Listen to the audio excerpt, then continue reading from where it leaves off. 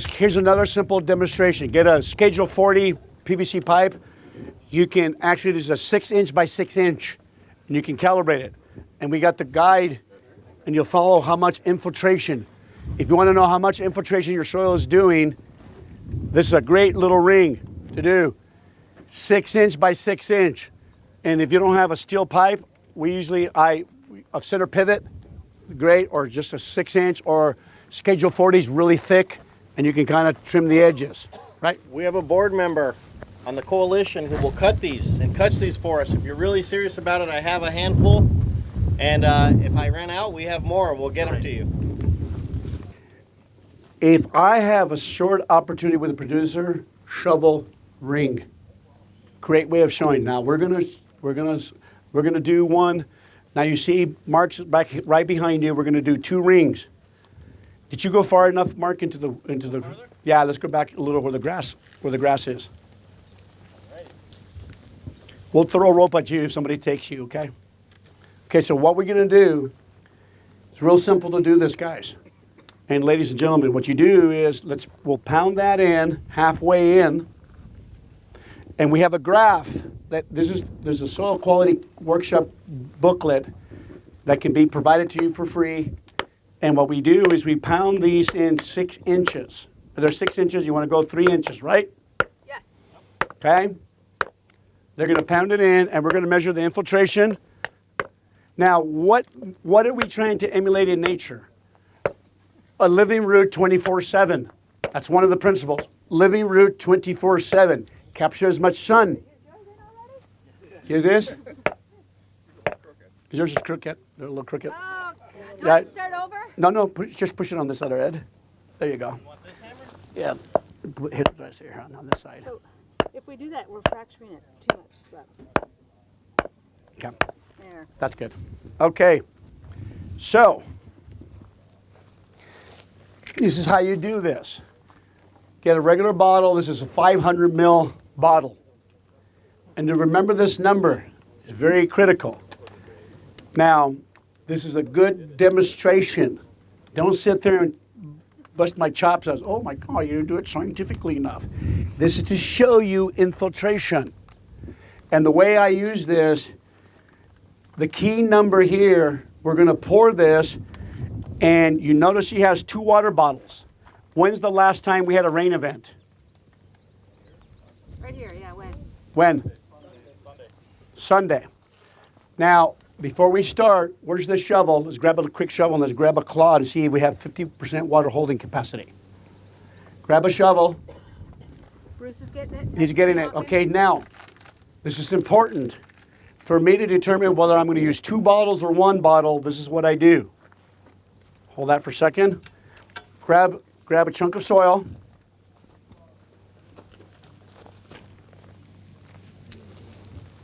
And I'm going to try and make a ball out of it. If I make a ball, and if I throw up in the air, and it does not break, I have 50% water holding capacity. I'm going to do it once. Okay? If it breaks up and it crumbles, then I do it twice. Why would I do it twice? And the first one does not count. The first pouring of the water does not count. And the reason for that is when you pour the water's going to go in and it's going to move all the particles and microparticles. And it's going to settle down until the pores are made available, until it settles so it doesn't fill up the pore space. First one doesn't count if I had a rain. You only have to do it once. Okay, so we only had rain how long ago? Sunday. So Sunday. 4 days ago? Yeah, so we should have plenty of moisture. Let's just do it once for now, okay? Okay, remember what I told you. If I throw it up and the clod does not break up, that means you have more than 50% water holding capacity. You do it once. If it throws it up and it crumbles and breaks up, you got to do it twice. First one does not count. Remember, you're putting the water in, it's going to settle all the little tiny particulates. Then we'll see the pore space. Okay? Now, before we start, Tom, would you grab that that pan there with all the little aggregates that we did. There's a pan right there. Where's those two pans? Oh, I think they're. No, the dry ones. Oh, they're here. I'm sorry. Okay. Surprise, we already Yep. got it here for you. Thank you. It's like we can read your mind, Ray. Thank you. It's very small. Very couple of things. Now, folks, so everybody understands we're measuring the aggregates, the pore space. More aggregates, more pore space. We're going to pour water. We're measuring this. So the more aggregation, the more porosity, the more infiltration. Okay? Now, we're going to get ready to pour. Now, give me one of those bottles. It's 500 ml, and we're going to, since I hate throwing the water away, I'm going to drink some of it.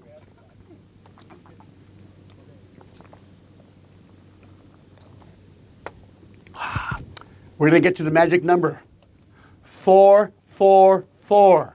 444 milliliters is 1 acre inch. Does anybody know how many gallons in an acre inch? If you get this right, I will buy you a beer with Mark's credit card. 27,154 gallons. You are awesome, dude. Say it again so everybody knows. 27,154 gallons. And he was exact. You rock. What is your name? Taylor. Taylor. Wow. Taylor. The funny part is I don't drink. We'll buy you a glass of raw milk. How's that? Yay. And it better be raw. Raw. Yeah. 27,154. What was the number I threw you and I mentioned to you for every 1% organic matter? How many gallons? 20 to 22,000. Why is it a range? Sand, silt, and clay. Depends what it is. 20 to 22,000 gallons. In 1 acre, 27,154. The reason I memorized that number, I used to do engineering. Okay? Now, 444. Please remember that. Now, you're going to say, but Ray, you didn't do it exact. Come on, guys. Just give me a range here. 444. You want to count it? Pull out a... You know what I always say, Ray? I always say, this isn't rocket science. Yeah. I'm not trying to put a man on the moon. I'm not trying... Yeah, exactly. Thank you, I'm just Stephanie. trying to measure infiltration. And notice that Stephanie's going to put her hand right here, and you're going to pour it. Just don't throw it in there because you'll seal the surface. That's not normal. Let it. She's going to. Both of them are going to put it. So we're going to measure. We're going to measure the pore space there. There he is, and we're going to do it together. Okay. Somebody has a stopwatch. Pull out your phone. Okay. He's got it. Get ready. Ready. Remember, same soil type. Oh, I feel like this is a race. 1, 2, pour.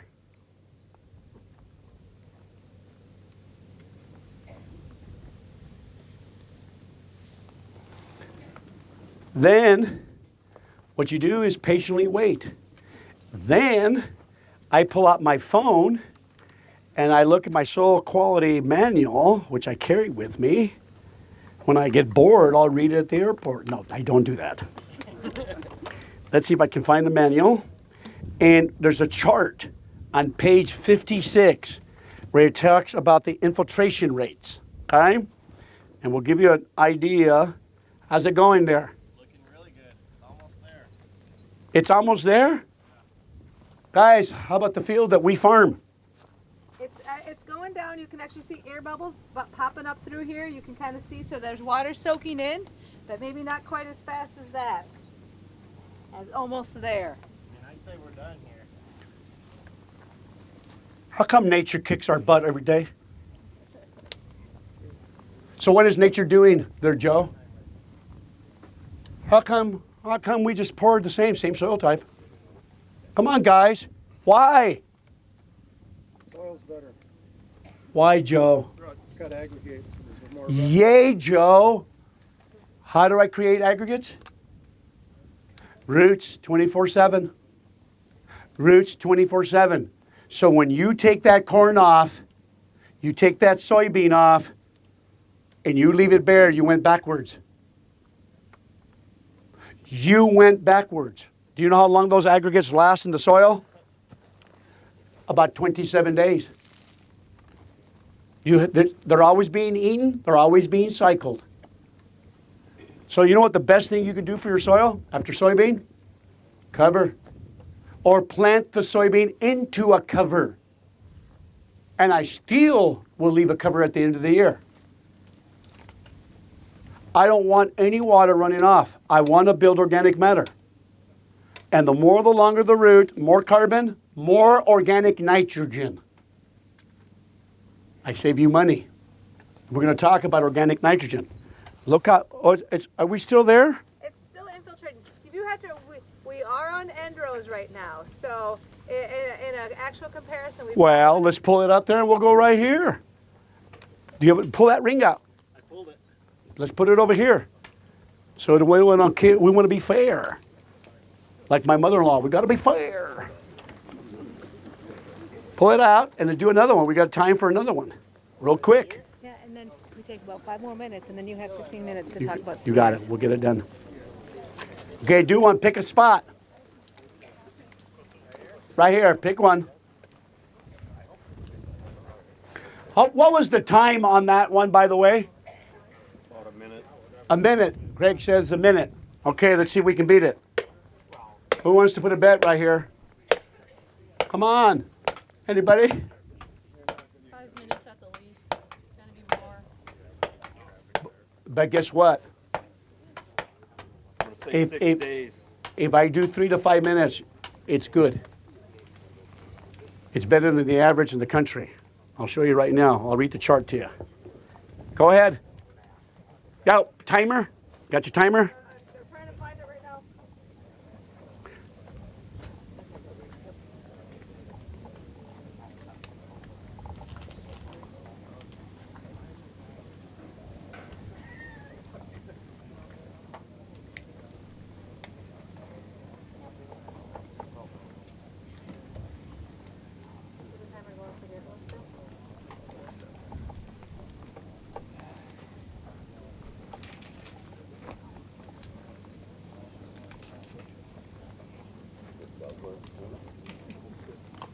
Okay. Here's the chart that we use. You guys can do this at your home. And how many, do we have emails for everybody here? Yes. Okay, everybody that signed up, we'll send you this book, we'll send you the booklet, and you can do your own infiltration tables on page 56 of the book. Here's if we're less than 3 inches, infiltration rate of 3 minutes per inch, if it's considered very rapid. So in other words, if we do it less than 3 minutes, that's 20 inches per hour. 20 inches per hour if it's less than 3 minutes. If it's 3 to 10 minutes, it's 6 to 20 inches. 10 to 30 minutes is 2 to 6 inches an hour. What did I tell you the average in the country is? 1.5 inches. So how are we doing?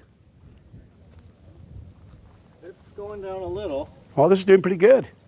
Not bad. So remember, guys, what we're measuring here is infiltration. Now, do I do just one spot here and call it good? No. I do 2 or 3. Then I can kind of have better information. If you do it in one spot, you might choose a spot. Remember, the soil weighs 2.2 million pounds in the first 6 inches. So you're talking about a large surface area. So you got to keep that in mind. How are we doing now? That's not bad. Going down a little bit, yeah. How much time is it so far? A little over 2 minutes. Okay, so We can just kind of keep track of these. And yeah, you keep that, and I'm going to go and finish up, and we're going to do I'm going to show you the design of the soil. How many of us knew that the soil has a design?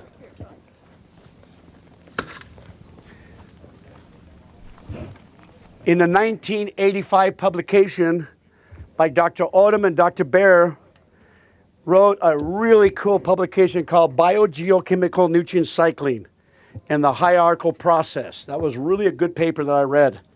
Taught me about the design of the soil. I'm going to show you the proper design of a soil. So when I walk and look at your place, first thing I want to do is see the design. If the design is there, then the 4 processes are working on your farm. Here's the first thing. The surface of the plant is called the phyllosphere. Now I'm going to use that word. Don't get all upset at me. I'm going to call it the mouth of the soil. Phyllosphere. What does phyllo mean? The surface of the plant. Do you know what made me search into this? A dairyman couldn't sell his milk, raw milk. He planted it on top of the wheat. He put raw milk on top of the wheat and got a 10 bushel increase. Putting raw milk through his sprayer. And I said, John, how in the heck did he do that? Because you put raw milk, you know what happens usually? Sugars and bacteria. It will not work with homogenized milk. You killed all the good stuff. Put it on the surface of the leaf, and guess what I found out? There's a conference where scientists meet. It's called the phyllosphere, where there's bacteria that live on the surface of your plant. You have bacteria on the surface of your skin. In fact, 90% of you is bacteria. 10% is you. So if somebody calls you dirt on legs, don't take it personally. It's on our skin. What's the first thing we started doing in COVID that they wanted us to do? Use alcohol and kill some of the beneficials on your... That shows that we're bacteria virophobes. Our planet will not work without viruses. So the bacteria communicates with the rest of the plant and increases hormonal function. Those bacteria are called epiphytes. All I want you to remember is this is why using biologicals on the surface of the plant, why they respond. That's all I want you to understand, the surface of the... So it's the phyllosphere. Now, mouth, skin. All healthy soils have a skin. Forests have a skin. Notice what Douglas has right here. Skin. I want skin. And what do you do with that skin? Why is the skin so important? Number one, if all of you guys come here and look, everybody get down a little bit. Move the residue aside and find a bald spot. Come on, guys, find a bald spot, and I want you to get the skin. Guess what you're going to find out? Where there's skin, there is no crust. Look at this. Crust, no crust. It prevents the crust. So why should I care about crust, Kevin? Why is crust bad? Wind can blow it. Wind blows, soil does not breathe. There's no gas exchange of CO2 and oxygen. Also, it prevents crusting, water will run off. So nature puts a skin all the time. You walk in that grass, there's skin. Go to your lawn, there's skin. Push the grass blades away. So it cools, prevents crust, suppresses weeds, and when that skin breaks down, 35% of it feeds microbes. Insects continue their life cycle there. So that skin to me is important. And when that's breaking down, it releases CO2 right into the bottom of my stomata of my corn and soybean, and yields go up. Cools the soil surface. When I have temperatures over 105 degrees, I start to denature enzymes. I want skin. So when I roll that cover crop down, I mimic nature right away. And that skin suppresses weeds. Feeds microbes, suppresses weeds, prevents the crust. That's why forests are always covered with leaves. Now notice here, the next part. Mouth, skin, roots, and then I have aggregates. Aggregates are the lungs of the soil. Inside the aggregate is pores. And then, so roots are the conduits of life. So I got mouth, skin, the arteries of life, the roots. They feed the lungs, the pores. Then the last one, drillosphere. Drillospheres, earthworms. That young kid, Russell Hedrick, had 78 earthworms per cubic foot. 78. I counted them. So, when I walk into the field, I want to see the design. See, I want to see skin. I want to see aggregates. If I have aggregates, I got pores. I want to see living roots. I want to see drilling holes. That's design. Now, where will I not see it in our modern agriculture? Organic systems. They bury all the residue.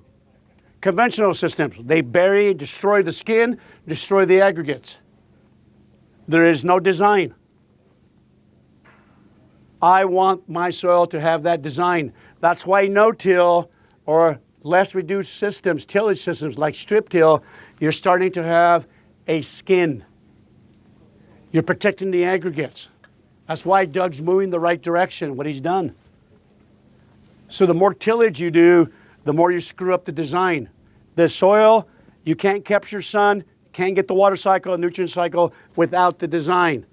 Last, I'll say it again. Mouth, phyllosphere, detritosphere, skin, gradosphere, aggregates, porosphere, the pores, the microbes swim in it, drillosphere, earthworms. Earthworms are called keystone organisms. Why are they keystone?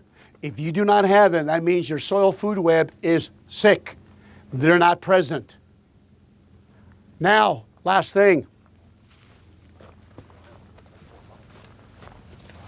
Go to your field in the early spring, measure a cubic foot, 12 inch by 12 inch, and go 12 inches deep. If you have 20 earthworms and do it in several spots, you got 800 to 1.5 million earthworms on your field per acre. Russell had 78. These are the simple things you can do, guys, to assess your fields. Take your shovel and be honest with yourself. Go to your fence row and check it out. Guess what you're going to find in the fence row? The whole design's there. What you're going to find in your fields, the design's not there. So the more you can make the design, and please be patient with yourself. It's going to take time. The hardest thing about covers is logistics. We'll talk about that later.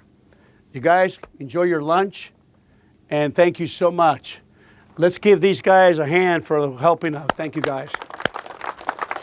Enjoy lunch.